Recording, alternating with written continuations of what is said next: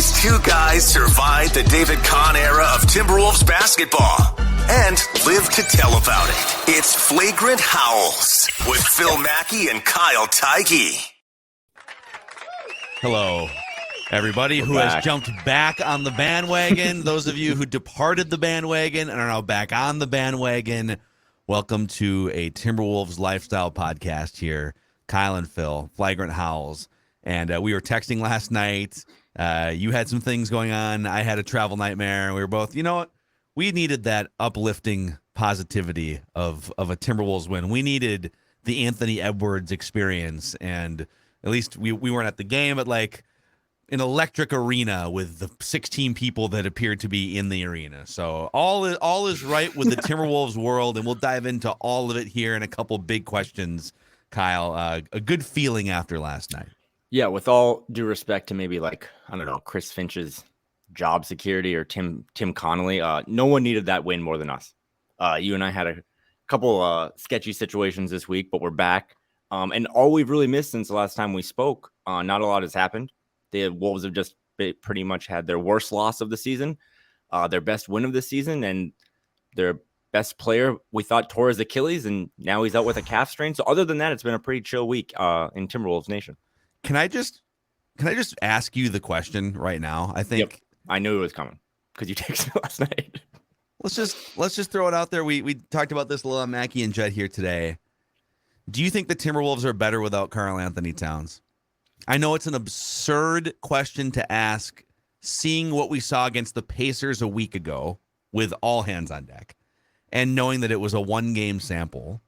But it is the question that people are kicking around. Is this the Bill Simmons Ewing theory? Is this a DeMarcus Cousins, Kevin Love situation where like you just have this freakishly talented box score stuffing big man that doesn't actually translate into the rest of the team, be it for leadership or other reasons or vibes or whatever? Do you think the Wolves are or would be better without Karl-Anthony Towns? The lame answer is TBD, and I don't know because, again, I needed that win last night for a variety of reasons, and it was awesome. But I just want to and we'll dive into some numbers, and I have a cool little comp I want to send to you. But they were out-rebounded by 30 rebounds. I think that's the first time a team has been out-rebounded by 30 rebounds and won a game in like 5 years. They shot 30% from three. There was a lot of things that I don't think you can replicate moving forward and continue to win games. Things that Karl does well, shoot threes, rebound. But I think you could word the question in a different way of, are the Timberwolves better when Anthony Edwards is the alpha? I don't always love alpha beta conversations, but the driving force. Last night was I've always defended Karl a little more than others because I think personality wise, he's not like a bad guy. But you've also brought up some really good things about just being a little quirky, having a kind of a personality that doesn't really inspire people or lead people. And Anthony Edwards, up until I think mostly last night, has been a kid. He has always smiled. He's always laughed. He's always made us, just said funny things. Played well, not so well sometimes. He got literally punched in the face last night. And that's like a saying, but it's also like, how do you respond to getting punched in the face? Yeah. And he stopped smiling. He stopped laughing. He was ready to throw down. And all he did then was literally grab the game by the throat, close it out, and wave goodbye to John Morant and Dylan Brooks, who, by the way, I don't really like to talk a lot of smack about other players on other teams. It's just not my thing. I would rather pour Memphis barbecue sauce into my eyeballs than cheer for that Dylan Brooks guy. He sucks. What a tremendously... He thinks he's Kobe with PJ Tucker's game. Like, he is just a lunatic. He shoots 4 for 16 every night. And it's like that 51st Dates movie. And then just like wakes up the next day and forgets that he can't shoot. He is. I mean, and Grizzlies fans, because I'm kind of close with some of them through the playoffs, like he's tough on them. Like, he is uber confident without the resume. But no, I mean, last night, to the Karl thing, I've never seen Karl. Well, there's been a couple times I was referenced the Milwaukee game last year where Karl just was all business, won the game, and after the game was like, I heard all the noise and I responded. Okay. But Ant got punched in the face and he just said, this is my team. I mean, again, D'Lo, I thought played okay, 15 and 10. He didn't shoot the ball all that well. Rudy Gobert is not going to be the guy to elevate this team. He just doesn't. At the end of the day, this is still a scoring league, an offensive league, a guards league. But Anthony Edwards last night was like, this is what it looks like if Ant is your number one, if he is your alpha, because what he does when he goes like Dragon Ball Z Super Saiyan, it's infectious. And that's the one thing that Karl, I don't think I've ever seen, is his energy is infectious. Yes. And it makes other guys kind of like black out in a way. It's like, oh my God, like I'm just going to play my balls off here for this guy who is literally doing everything on the court. Yes. The word's inspiring. And I tweeted this during the game last night that culture and vibes matter in basketball. They matter in almost every context, but they matter on a basketball court. And there's just, I think you can say two things. I think you can say that Karl is statistically the best player the Timberwolves have. He is statistically one of the best players in Timberwolves history, and he is statistically one of the best players in the league as well. But for whatever reason, his, be it demeanor, his leadership style, quote unquote, the way that he plays, the harumph sort of personality that I keep referring to, he tends to have kind of a basketball victim personality on the court too. There's something about his numbers that don't translate to the rest of the team always. I'm also not saying this is such a nuanced discussion because I think it tends to turn into, you're saying Cat's the problem. No, I'm saying Cat's impact on winning does not equate to the numbers that he puts up. That you would think that the numbers he puts up, just like Kevin Love from 10 years ago. Holy crap, this guy's, didn't he have a season where he was averaging like 26, 15, and like 3 assists or something? Yep. And they were not good. They were not, they could not sniff 500. And, we mentioned DeMarcus Cousins. Stephon Marbury as a guard was kind of like this at 3 or 4 different stops. There's 20 points, 10 assists. Like his teams lose. In basketball, you can put up numbers, but not have those numbers and your impact inspire the team or, set the culture or whatever it is. And so I think my long rambling point here is you can be statistically great, but not have it necessarily impact the team or team wins in the same way. Like the 20, 10, and 5 is not the same one place as it is in another place. Unlike, say, baseball, where you're just getting up there and like if you can hit a home run in a one-on-one matchup, it helps your team. There's something about Cat that doesn't live up to the box score. That's what I'm saying. And speaking of box score, like let's not pretend as high as I was last night on Ant, he had 29, 5, and 3. So, I mean, it wasn't like the greatest statistical game. Yeah, he didn't drop 45 or something. Or anything. Yeah. But it was these things like these, like rotational coming over to help and block a shot or like defend a guy one-on-one, like, full court or a dunk. Or, I mean, if you watch that game again, the play that I knew the game was over, even though I think it was just a 5-point lead that went into a timeout, because it's become this viral meme now. When he threw that lob and the stadium was rocking, he threw that lob to Rudy, the guy that he never passes the ball to, according to Twitter. That's when it was over, right? Because those are the plays. It's like the breakaway dunk, the flying through the air. Like that's what's inspiring as a fan. Again, it's almost like apologies to all the big guys in the world, but big guys just don't really inspire you. Joel Embiid's play is much higher than Karl's, but he inspires you by like kind of ramping up the fans and like his actions. And that's kind of what Ant does too. So yeah, I watched a team last night that spent a lot of time dribbling all 5 guys inside the paint or inside the lane because they had no floor spacing. So they need the talent that whether or not one day this doesn't work, right? And Tim Connolly's escape plan is to trade Karl, who's younger, is going to fetch you more assets, and then build around an Ant, and then you have your 7'2" guy at the rim. But so they're not. I don't think they're better without Karl, but I think they're better when Ant is the guy driving the bus.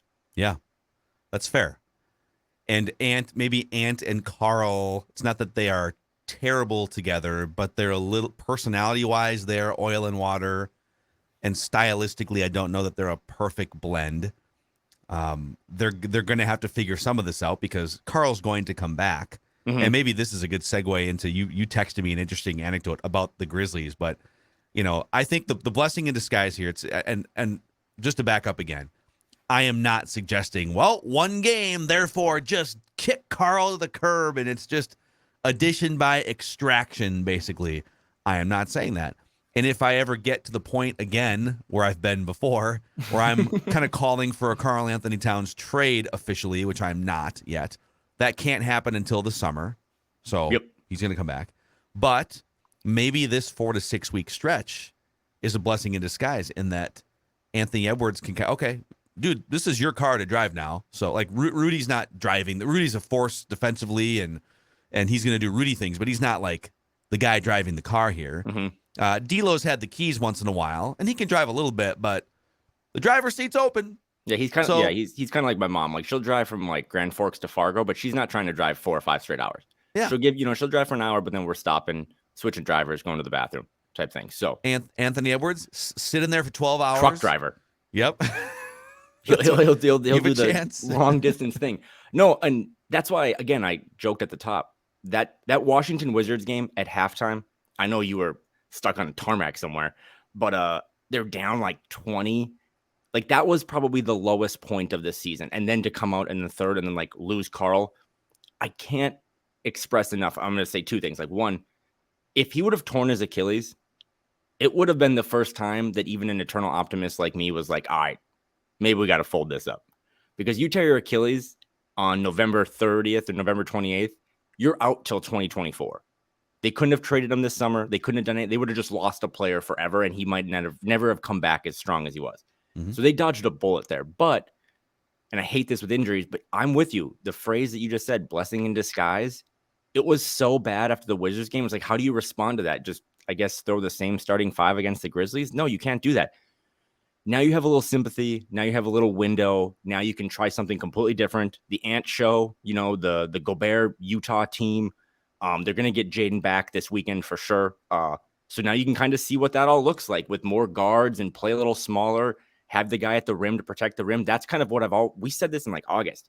That's what I thought the escape plan always looked like, is that it's Ant and Jayden with Rudy, anchoring the back, using Karl and D'Lo to get whatever assets you can to fill around them. So yeah, from the worst moment to the best moment, I thought this week, just another ride on the roller coaster. Yeah. Another thing from last night here, and by the way, we will dive into your comments here on Flagrant House. We're always monitoring the SKOR North YouTube channel and Twitter, so we want to make this kind of a two-way street show here. But this notion, and this is probably just me overreacting to a few random voices on like Twitter and email, but I watched the game without like combing through the box score. And so watching the game and then looking at the box score, I was kind of shocked that Rudy Gobert only had 1 rebound and 1 block. He was literally brought in here to grab rebounds and block shots and protect the rim, and do it against teams like Memphis, for instance. And he only had 1 rebound and 1 block. And I saw a lot of people kind of complaining about it. Well, I mean, yeah, Karl's out and Rudy was supposed to do these things and he didn't do anything last night. I said, dude, watching the game with my eyes, I thought Rudy was one of the most impactful players for the 26 minutes when he wasn't in foul trouble, especially in the fourth quarter. Almost every single Memphis possession was thwarted or altered in some way because Rudy was in the paint just being Rudy. Yep. Ja Morant had a harder time getting to the places that he wants to get to. The Grizzlies turned the ball over 24 times. I saw a 27 number floating out there, but the official box score number is 24 turnovers for the Grizz. That's not just because like they were sloppy. That's another narrative from last night. Well, I mean, the Grizzlies played this awful game. Yeah, in large part because it's hard to get where you want to get when Rudy Gobert is there. Rudy Gobert, this is one of the classic Rudy Gobert games where the things he's doing aren't showing up as stats. His presence is like, it's like putting a giant boulder in a fish tank or something. It's like, well, that's a good one. It's like, the water has to disperse somewhere. The boulder didn't get a blocked fish or like it didn't like kill a fish or anything, but now there's just a thing here that you have to maneuver around that wasn't there before. That was my observation of the game last. I thought he had a huge impact, even though he only had 1 rebound. And we both don't love plus minus, but every now and then you can kind of dabble in one game. He was like a second best on the team, like plus 13, which again just kind of tells you that when he was on the floor, the team was outscoring the opponent in a very dumbed down way. But yeah, also too, are you more concerned that Rudy Gobert had 1 rebound in a game that he fought his tail off against Steven Adams, who is probably one of the 5 strongest dudes in the league? Like, he is modern day Pekovic in terms of just a boulder to move in the post. But like Russell, like D'Lo had 5 rebounds, right? Like, it just kind of like, it wasn't like Rudy had 1 rebound and no one else had any rebounds. It just kind of the other guys elevated a little bit. Again, I don't want to gloss over the fact they're out rebounded by 30. That is borderline criminal. But yeah, to your point, there's just, if I really always tell people that sometimes go back, you can like watch the condensed version of a game on League Pass or something, or just fast forward. He just is. Guys like to challenge Rudy, and it makes them, they think about it more. Like, okay, I want to go at this guy. But sometimes when they're doing that, it's just taking them off of, other things they should be doing on offense, or thinking about plays, or, passing to teammates. And he just does a lot of stuff. This is what Utah Jazz fans said every year when they were voting for him for MVP or all defense. It's like, he does so much more than statistics show. He just is a deterrent, even if he's not the guy that finishes the play by grabbing the ball or finishes the play by blocking it. And last night I thought he was really good last night. And he also too, what did they do last night? We're not throwing him the ball anymore. No more post-ups, right? Again, going back to the Ant show. Ant's driving. I don't know. Rudy's in the back somewhere. But we're not going to just force him the ball anymore. We're going to give it to our guards and let them kind of dictate the pace. Yeah, but he did. I think he had 2 or 3 lob throwdowns in that game. Mm-hmm. And that's how he should be used, right? Like, he's not Hakeem Olajuwon. Don't throw him the ball and expect a sky hook. So, yeah, I thought he was really good last night. Steven Adams, I mean, that Grizzlies front court is maybe, I don't know, the toughest, biggest, strongest in the league. He had to go against Steven Adams, Jaren Jackson. They got other big guys. So I thought he played really well and kind of also stayed out of the way and did the little dirty things that you're not getting right now because Jaden's out or Jordan McLaughlin's out or those types of things. By the way, I was not looking at the box score, and I was sort of joking when I made the 4 for 16 every night joke about Dylan Brooks. He literally went 4 for 14 last night. So also, wasn't that far off. A box score thing that my dad pointed out to me, but like last night was the Ant show. Anthony Edwards, growing up, becoming an adult, punching back. I didn't know Jaylen Nowell took more shots than him. And that's Jaylen Nowell was shout out to Jaylen Nowell. He's probably his best game of the season last night. Yep. I think after the game, Britt Robson said something like in post-game stuff like, yeah, it seemed like you were like hunting offense tonight or something. And Jaylen was like, I'm always hunting offense. It's like, okay, that guy is not lacking confidence whatsoever. So, yeah, I mean, Jaylen took more shots. He was great. He had 24 points. They're going to need him because back to the Karl thing, without Karl, whatever you think about him, he gets buckets, and like Jaylen, you got to just bring it now, man. The confidence, the worry about your future contract or where you're going to be, your role, like you're going to get minutes now moving forward, and you have to produce. And he's one of the few guys on this team that can get his own shot. So he played phenomenal. Do you want to play the lineup combination game here, which we like to play? Yes, let's go back into that. And then I have a little comp for you. Yes. So we like to look into which lineup combinations are working, which ones aren't. The Timberwolves, in terms of 2-man lineup combinations that have played enough minutes. So these are all combinations that have played at least 150 minutes on the court together. So enough of a sample size. These guys have been out there together. Okay. The third best lineup combination, net points per 100 possessions. This is just 2-man pairings. Ant and Jaylen Nowell. Those guys together are electric. Mm-hmm. And sometimes it gets a little weird and wonky defensively. And sometimes those guys will just like put up bad shots. But the net is a net positive. That, again, per 100 possessions, these guys are plus 8 points scored versus given up when they're on the court together. The only 2 lineup combos, partnerships, tandems, if you will, that are better, Jordan McLaughlin and Taurean Prince is a plus 20 together when they're on the court per 100 possessions. And then Jaylen Nowell and Karl-Anthony Towns is another great pairing. Those guys have some chemistry over the years. In terms of Cat and Gobert on the court at the same time together, so they've now played 400 minutes together, and they won't again for probably a couple months. Mm-hmm.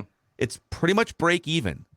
It's they're minus 1 point net per 100 possessions, which could be looked at one of two ways. You could say, well, that's unfortunate. You're paying these guys like, a combined $90 million or $80 million or whatever it is, and they're GDP when they're of on the Guam. court together, it's a minus 1 point per 100 possessions. You could also look at it and say, well, this was a really difficult pairing on paper to begin with, and it's not a train wreck. Mm-hmm. It's not, and maybe the logic is, God, if those guys can kind of play break even when they're on the court together while they figure it out in the first season, and then you find some other combinations that work. I don't know. I'm probably trying to. Ideally, you'd want those guys together to be better than break even, but we are only 20 games of this thing. But anyways, Jaylen Nowell and Anthony Edwards together is one of the most electric pairings this team can put out on the floor.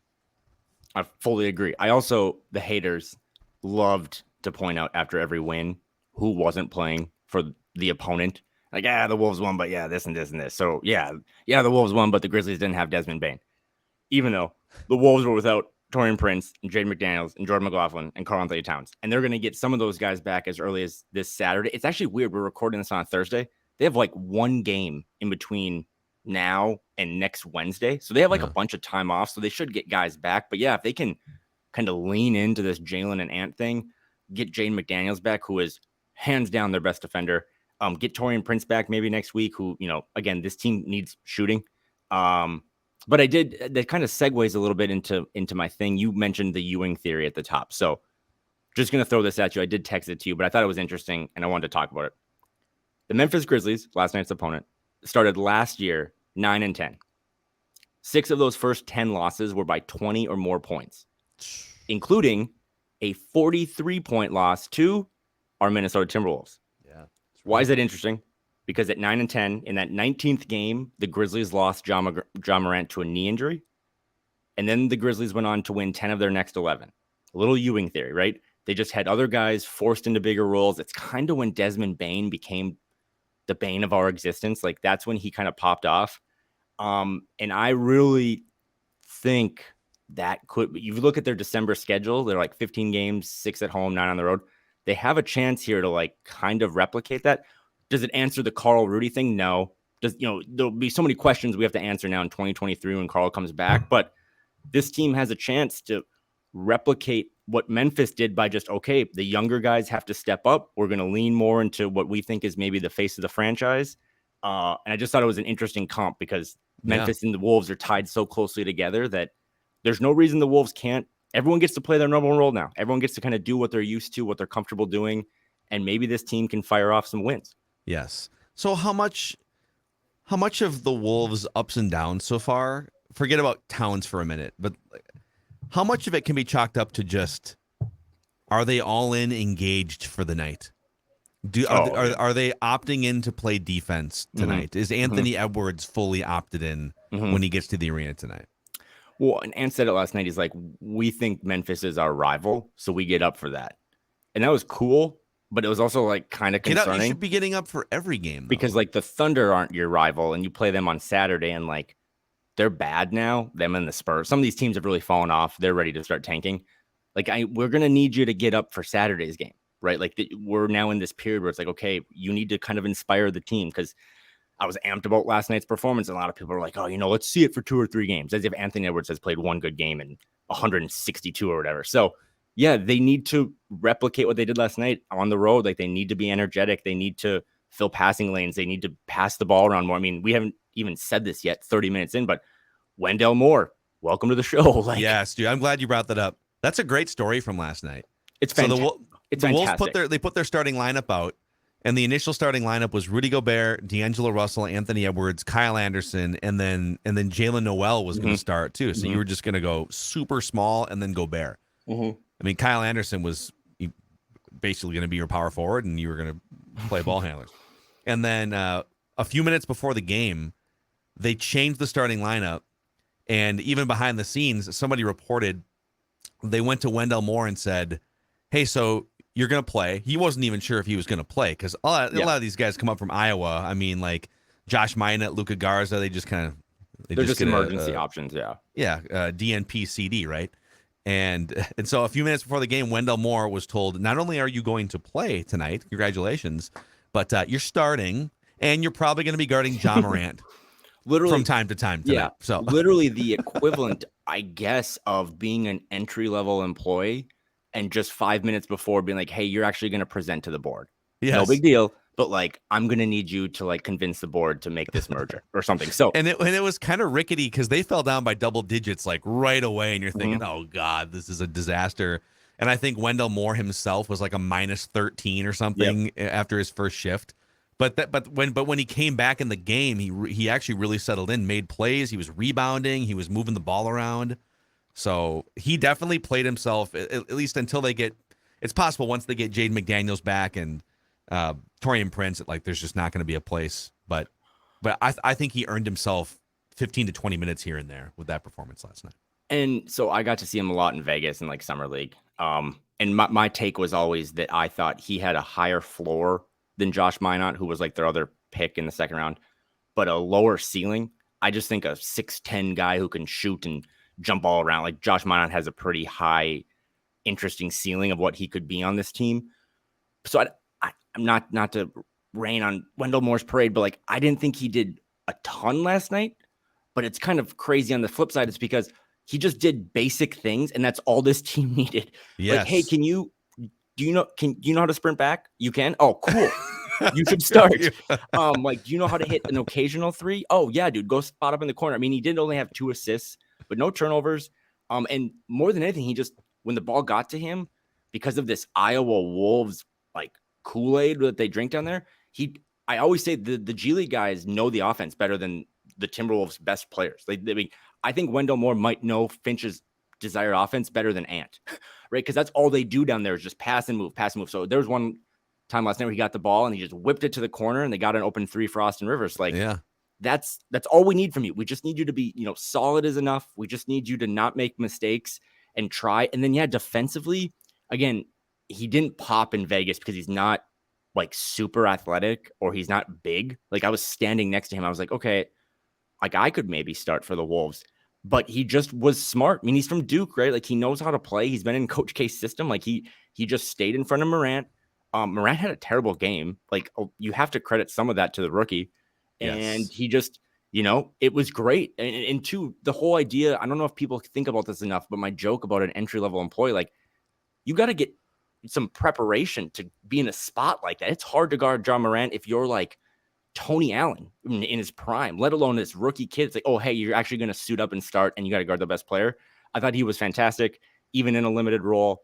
And now Finch has another idea of who I can trust in situations. If, Austin Rivers doesn't have it, I can go to Wendell Moore. So this team needs all the perimeter defense they can have. And shout out to Wendell Moore because that was a tough spot for the kid and he definitely popped. And it just like you kind of alluded to this, but the Wolves have so many guys on their team in their rotation that aren't great at moving the ball always. They have to be kind of like reminded and prodded. Okay, D'Lo, all right, let's go. Let's get this thing moving around. Okay, Ant, okay, he's going to do his little Ant thing. He's going to dribble, step back, whatever. And Jaylen Nowell does it. And Cat can be kind of a black hole sometimes. He'll get into and so when Jordan McLaughlin is out there and Wendell Moore last night and Austin Rivers too, like there's like 3 or 4 guys that they've just sort of mixed in for periods of the season where it's, oh, okay, those guys are kind of playing hot potato with the basketball in a productive way. They're just trying to get the ball going around and move. And it stands out. I actually kind of like the Austin Rivers minutes early here too. I did too. I mean, he's an adult and this team needs that. Yeah. His shot, I think what was he last night? 2 for 4, 1 for 3 from 3, but his shot hasn't really been there specifically.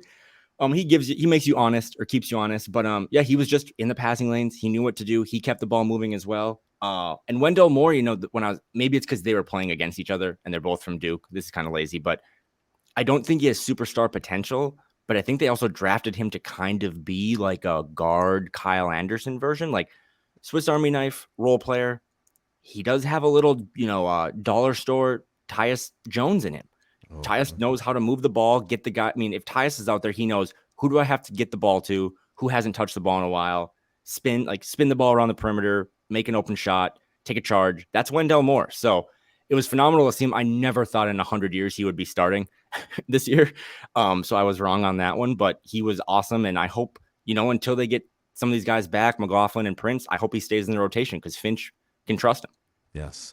A shout out to our friends at Federated Mutual Insurance Company, by the way. So not only have they been helping us build our business at SKOR North over the past few years, but they've been around for over 100 years, based in Owatonna, Minnesota, helping countless other businesses, risk management tools and resources, and a great guiding hand to help your business navigate choppy waters, or even when the waters are smooth. It's great to have the experience of, and we're talking about the Timberwolves here too, which Federated has been a longtime partner of, dating back many years. So find out more at federatedinsurance.com, where it's our business to protect yours. I think it's time now for Phil and Kyle to dive into the comment section here. Love it. It's a segment we like to call Phil and Kyle Read Your Comments. Let's start with Lucas here. Lucas Kofel via the SKOR North app. He says, why do we not talk about Jaylen Nowell as the future of this team along with Ant and Jaden? It seems like anytime they ask him to, he runs all over teams. He can score at a high rate from 3 levels. Wouldn't call him a front-of-the-pack leader, but he brings alpha energy that we desperately need. And before you answer, I have a 3-man lineup combination updates for you as well. Let's go. And the number 2 lineup combination in terms of these are 3-man groupings. The second best is Anthony Edwards plus Jaylen Nowell plus Rudy Gobert. Those guys have played 90 minutes on the court together this season, and they are a plus 11 net per 100 possessions. It's interesting. Is that good? And that trio played well last night together too. I love. Come on, if you're listening to this pod, you know that we're very pro Jaylen Nowell. Probably the most confident player on the team, even maybe including Anthony Edwards, which is kind of crazy. There are games though, and this is part of the reason why, even though he was like all Pac-12 player of the year, whatever, like got drafted in the second round, he's a little smaller, doesn't give you as much defensively as Ant. That confidence though is going to bring up games where he goes 2 for 10, right? And when he's doing things confidently that he's not rewarding you, it's going to look really bad. But when it looks really good, it looks unstoppable. So yeah, he just seems to have a natural. I mean, again, he's just more dynamic than D'Lo getting to the rim. He's incredible in transition. By the way, he absorbs contact. He knows how to finish. He's tough. He got called for not to be that guy, but officiating last night was some of the most horrendous officiating in the world. The quick technicals, are we that insecure and thin-skinned these days? NFL coaches can pretty much like roast a ref's head off with a blowtorch. Yep. And they won't get flagged for a 15-yard penalty. Jaylen Nowell clapped after what he thought should have been an and one, right? Which was right. Come on. And immediate technical foul. Like, dude, swallow the whistle, man. If you ever call 4 or more technical fouls in a game, there has to be a malice in the palace. Like someone had to have fought a fan. Either Ron Artest was playing or you're super thin-skinned. Yeah, so that was, but again, he was great, and he's great in transition. He's one of the guys that this is what Finch wants to do. He wants to get out and run. He wants to attack the team's defense. So yeah, I love Jaylen. He's going to be thrust into a bigger role. I do just natural, but I think he, maybe occasionally worried about, if I suck tonight, am I going to get pulled from the rotation? Is Wendell going to replace my minutes? Is this going to affect my future payout next summer when I'm a free agent? But sometimes all you need is an opportunity. Sometimes all you need is minutes. And with Karl out, this team, are they a little better defensively? Maybe. Is it Ant's show? Maybe. But they need scoring, because the one thing Karl did better than really anyone, almost anyone, was score the basket. And they need to get baskets. They're not going to win a bunch of games they're not going to hold opponents to 100 points or less all December. So big role for Jaylen, need him to produce. But yeah, he was phenomenal last night. It's kind of the 2 or the 1A or 1B to Ant's 1A. It is really fun when Anthony Edwards and Jaylen Nowell are on the court. It's just a barrage of unwarranted confidence at sometimes, and energy and fast break and hand in your face shots that are sort of ill-advised, but it works, man. Like, it is statistically, it's one of the best things they can put out there as a team, is anything with Jaylen Nowell and Anthony Edwards on the court at the same time. When you do the Jaylen Nowell, Anthony Edwards and Jordan McLaughlin trio. Let's see. I don't know if it's possible they haven't played enough minutes together to show up on this, but that's another one where it's like you have a point guard that's actively trying to get those guys offense and doesn't need to get his own shots unless it swings back around to him in the corner and then boom, like it's on him to make a three. So I'm curious to see him come back at some point. Do we have a timetable on that, by the way? On his calf injury? No, these calf injuries are so weird. The amount of Google hits I've had on calf injuries this week is very high. But right. I know last night, I think Finch said this after the game, but they thought Jayden was gonna play, which would have kind of shifted a lot of different things. So I expect him. He's on an illness, so he should be back Saturday. But those calves can be tricky. I know pregame he was warming up, getting shots up, but maybe a couple more days. But they do need him because again, he's just another one of these Wendell Moore, Austin Rivers guys that does their job, gets the ball moving, and without him, their offense is pretty limited. So hopefully by Saturday, but if not by Saturday, he's got to be back next Wednesday in their next game. So yes, okay. David Goldiger chimes in via the SKOR North app here. He says, "You can't just leave Cat alone, can you? He is your Kirk Cousins of the Timberwolves." I'm guessing this is addressed to me specifically. You're always wanting to start something after they win a game without Cat. Like he's the problem. I get so tired of it. Is it unreasonable for me to pose the question that I did off the top of this podcast? Like, is it unfair? Is it going after Cat in some way? I don't think so, because I can like Carl, and then people can still be like, yeah, but look at his 7-8 years in the league. Like this, look at the win percentage, right? Like it is what it is. You've seen other guys in situations where they're top picks and they've just kind of elevated that franchise to levels that maybe this one hasn't. I do have a soft spot. It's not kid gloves, but this organization is traditionally, historically not well run. So that can make your job a little harder. Like what they're running down in Memphis helps Ja out because they just have competency and they make good draft picks, and they don't burn down the house every time they're trying to do something. So, but there is this other level to like the personality thing, the leadership thing, the thing we hammer every week. Last night, Ant drove the bus, and the bus just looked faster and on the rails more and everything. And I guess we just don't really see that with Carl as much. Again, I don't think it makes you a bad person if you're not an inspirational leader. But if you need inspiration and you need a leader, you got to look somewhere else. And last night, Ant kind of grabbed the baton.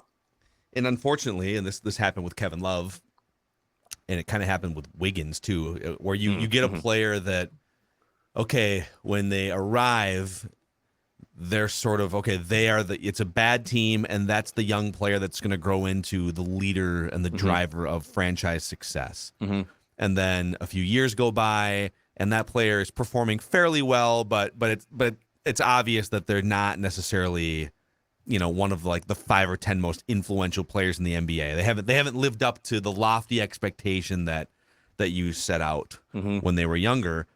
And so then they have sort of two choices, and the franchise does too. You can come to terms with it and find a way to keep them around, because no one's, just like Cat, no one's saying that they're worthless or bad. It's just that they're not living up to what the franchise thought or needed from them. And in the case of Andrew Wiggins or Kevin Love, they had to go elsewhere. And Kevin Love just kind of got mad about the whole contract situation. That was more of a falling out. Wiggins was more of just a straight up trade. It wasn't like they had a falling out. But in both cases, those guys had to go somewhere else, settle into a new, more complementary role, where all of a sudden now, instead of Wiggins being, hey, man, we need you to be this efficient scorer that's just running the show offensively to save the franchise. And he's like, that's not really me. I'd rather just be like the third or fourth guy doing the two main things you ask of me and then grow into it. And Kevin Love, okay, you're going to have to kind of just go play behind, like, I don't know, Kyrie Irving and LeBron James and go shoot threes in the corner. Maybe like once late in the playoff game, be a pest defensively on Steph Curry and win us a game 6 or whatever. And so with Karl, I would love to see a scenario at some point where this just sort of naturally evolves into not him having a falling out and being gone, but him just naturally being like the second or third guy. And like you said, it's Ant driving the bus, but Karl's on the bus. You could still use, I don't know, the greatest 7-foot shooter of all time on your bus. But half the time it's like it takes a falling out with the organization or a guy needing a change of scenery to get to where he's supposed to be in the NBA. Yeah, and that's why I think your question is valid. I just don't maybe like how it's generally worded of, is this team better without him? Because I think the answer is no. But what you just said, no one's really done that too much, I don't think, in other areas of this media. Like the Karl and Kevin comp is really good because, like you said, Kevin Love was supposed to kind of save this franchise when he was the guy, and it just couldn't happen. I don't think Karl does anything to bring this franchise down, like maybe we've seen sometimes with D'Lo's, lack of shooting or performance, or Wiggins' lack of hustle, or even Gobert. Like, I don't think Karl's doing anything to bring this team down, but I don't know if he's doing enough to bring it up. And if Karl is stamped and approved as a third best player on a title team, as Bill Simmons always likes to say, well, if you want to win a title with this mix of guys, or, this Anthony Edwards foundation, you need a third guy to help win that title. And I think that's what Karl could do. So can you enroll in that role or that position in the same team that you used to be the one? I don't know. I guess we're gonna have to find that out, because Karl-Anthony Towns is going to play basketball again this season with most or if all of these guys. Yeah. But I think it's a really interesting comp, because that Cleveland team doesn't win a title without Kevin Love. But he's not the guy. He's not the one. He's not the two. He was the three, but they don't win it without the three. Isn't that funny the way you frame it there? If you were to ask, so what year did that happen? It was 9 years ago, because this is Kevin Love's 9th year with the Cavs. So if you would have asked the Timberwolves 10 years ago, are the Timberwolves better potentially without Kevin Love? And a lot of people, maybe even me 10 years ago, would have said, well, yeah, I mean, he's just kind of, him as the centerpiece is not, it's not going to get you as far as you want to go. But if you would have asked the Cavs a year later or 2 years later, do the Cavs win a championship without Kevin Love? Yeah, the answer is no. So and he's the same player. Yeah, but it's same player doing the same stuff. His role. Andrew Wiggins. Do the Warriors win that title without Wiggins? No, they don't. Well, and that's another one that's kind of brilliant. Like, Andrew Wiggins is your second best player. Could you win a title in Minnesota? Or are you better without Andrew Wiggins in Minnesota? It's like, I don't know. But then in Golden State, it's like, dude, he was their second best player by far in those finals. Yeah. Like, better than Draymond, better than Clay. So it's an interesting thing. And again, we're going to just not talk about Karl for a month probably, but he's going to come back. And does he just come back into a Kevin Love in Cleveland role where I just occasionally block a shot, grab some rebounds, shoot a ton of threes? I'm not doing as much driving. I'm not, trying to be Giannis. Like, it's all Ant. It's all Ant and Jaylen, or, Ant and, God forbid, Wendell Moore at the time, or maybe D'Lo's still here. I know people scoff at this whole alpha thing, this 1A, this, second best guy in a title contender team, but I've watched 34 years of the NBA. Like, it matters. That's hierarchy stuff matters. These teams in the top of the standings. I hope we do standings update. The teams at the top of the standings, they have the Phoenix Suns know it's Devin Booker eats first, and then DeAndre Ayton, Ayton is eaten second. Not exclusively for ego purposes, but because that is the best way to get them to maximize their team. Exactly. It's not just, politics. It's literally production. This is how we are at our best. If it's Devin 1 and then, 8 and 2, or Giannis 1 and then it's Chris Middleton or Drew Holiday 2. Jason Tatum is the guy who's going to get the most shots. It's a guards league still, or it's a wings league for the most part. Even though you think of Jokic winning MVP, you think of Embiid. It's these teams with these guards, Steph Curry, Devin Booker, Jason Tatum. Like, those are the guys that take you to the promised land. And that's what we kind of saw last night with Ant, is that if you have him driving the bus, you might be able to go further on the road than you could before. So maybe then for knuckleheads like me that are trying to kind of figure out, what does this mean? Is it the Ewing? Is it the Ewing theory, Bill Simmons? So to summarize this whole conversation, it's less about extracting Cat. Maybe there's some of that last night, and it's more about elevating Ant. And if you can find a way to elevate Ant, empower Ant, and have Karl seamlessly, egolessly slide into a little bit more of a complementary role, where, you know what, you're not going to be Jokic, who's just like everything's running through him in the fourth quarter because he is a brilliant decision maker and has the emotional intelligence of a top player. Like sometimes you're going to just be like standing off in the corner, almost like during the Jimmy Butler days from 5 years ago. We're not going to necessarily trust you to run everything and make decisions in moments of basketball crisis. Yep. Because that's not the best thing for the team. But we definitely want you hitting 3-point shots when the ball comes back around to you in certain key moments. It's more about elevating Ant, not about extracting Cat. Yep. I don't think you need to extract Karl-Anthony Towns. I think you just need to like repurpose him, right? Like you don't have to carry this franchise anymore. You're not the only talented player on the team. You have guys that might have a higher ceiling than you. And this is where I probably dig my feet in the most. I think asking star players that get awards and make max contracts to like take a back seat I don't think we realize how many players won't do that. Yeah. And I do think, and this is where I plant my flag, I think Karl will. I don't think Karl has to be the guy that's on the billboard.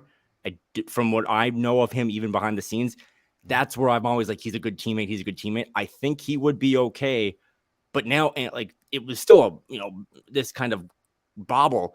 If Ant just takes it in December, then Karl doesn't have to come back and like, you don't get to argue. Like you're now it's just done. It's done. And here it is. Here's the new dynamic. Yes. Yep. Well, you asked for it. Would you like to take a look at the Western Conference playoff picture here, Kyle? All right, let's do it. All right, here it is. The Western. We'll play 5 seconds of that so we don't get copyright violation. Right now, as of today, the Minnesota Timberwolves are in a 3-way tie for the 8th spot in the Western Conference playoff picture. I don't know if so they are seeded 9th. I don't know if that's if it's like it's not conference record, so I don't know why they're seeded 9th with a tiebreaker is there. But let's just say they would be the 9th seed according to ESPN.com. And that means they would play the Portland Trailblazers in the first iteration of the play-in tournament. So the Phoenix Suns are 15-6. They sit atop the West. Denver Nuggets, New Orleans Pelicans, Memphis Grizzlies are your home court first-round teams. Clippers in the 5 spot. The Kings, the highest scoring offense in like 30 years, and they're averaging 120 points a night. Incredible. And then you got the sliding Jazz. They finally stopped their 5-game losing streak in the 7th spot. Warriors up to the 8, Wolves 9, Blazers 10. Mavericks, I guess technically are also tied with those teams because they are 10-10.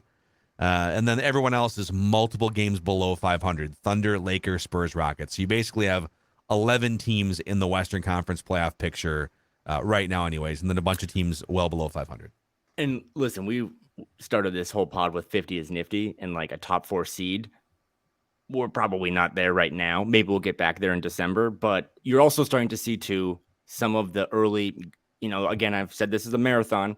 There were a couple teams that really started mile 1 and 2 in an all-out sprint and didn't realize how long this is. So yeah, the Jazz, I think they're like 3-7 in their last 10. The Blazers 2-8 in their last 10. So the Wolves, the Western Conference is going to be about 10.5 teams competing for 10 spots as we graduate to 2023. And even with the Wolves being down Karl, once they get some of these guys back, predominantly Jaden McDaniels, they're going to be fine as long as they can do what they did last night and do all the little things, play with a purpose, play as if every team on the schedule is their rival and not just bring it, half the time. The playoffs are still, I know we have been all over the map on this roller coaster ride, but playoffs are still very much part of this team's future. It's just navigating these waters without Karl of how far can you move yourself up and where can you position yourself? Because as I've said before, the schedule is going to get easier as more and more of these teams in February and March just punt on the season. Even teams that are like 7th in the West, they're going to punt come March and April. So, yeah. Do you think they can go 39-21 or better the rest of the way to get to 50 wins? Is that what it would be? 39-21. That's a fantastic 21. question. I'm just going to say, I've looked at the schedule and there's not a ton of really awesome teams in December. I have them like at 10-5. So they'd be 21-16. The number you throw out is a lot. But I will say under. I'm going to keep the 50 is nifty hashtag. You're already off the. You've bailed. Cancel the shirts. It's December 1st, and Kyle is off the 50-win bandwagon. Look at this. Cancel the shirts. But I'm not done with it yet. I would say if 48 was the over-under number, I would still cling to 48. I know that I'm splitting hairs there, but I think 48 they can get to. 50's a little more aggressive, but they really, again, it was so dark at halftime in Washington, D.C., our nation's capital, and it has gotten a little lighter by just, for the short term, extracting a player. But now if they can figure out the new leadership organizational chart and repurpose some of those assets into better roles, there's no reason they can't figure this out. I think I've got them on 60 wins after what we saw last night. If Cat wants to, stretch out that calf for a third month, then I think we'll be fine. Can they win like the next 14 straight games? That'd be awesome. Well, we'll discuss on Monday once they have 2 or 3 more under their belt on Flagrant Howls here. If you guys could, please click the subscribe button and the like button on the SKOR North YouTube channel. You can also follow Flagrant Howls on Twitter now. And if you could leave us a 5-star rating and a positive review on Apple Podcasts, all of these things help spread the word about this Timberwolves lifestyle podcast here, where we are absolutely riding a roller coaster along with most fans. Just ridiculous, but they're never dull, man. They are interesting, if nothing else, to start the season 22 games in. We thought Tim Connolly was going to be unemployed on the 1st of December after that Wizards game. And now last night, Ant's hugging him behind the scenes saying, this is my best friend. Extension. So, just all over the place. It's crazy what 48 minutes can do. But 11-11, big game on Saturday against the Thunder. New month, 15 games. The Anthony Edwards show is about to take off. Let's get it. All right. Thanks for hanging out with us here. And thanks for breathing into your brown paper bags as you watch Timberwolves games and hanging out with us on Flagrant Howls, the Timberwolves Lifestyle Podcast.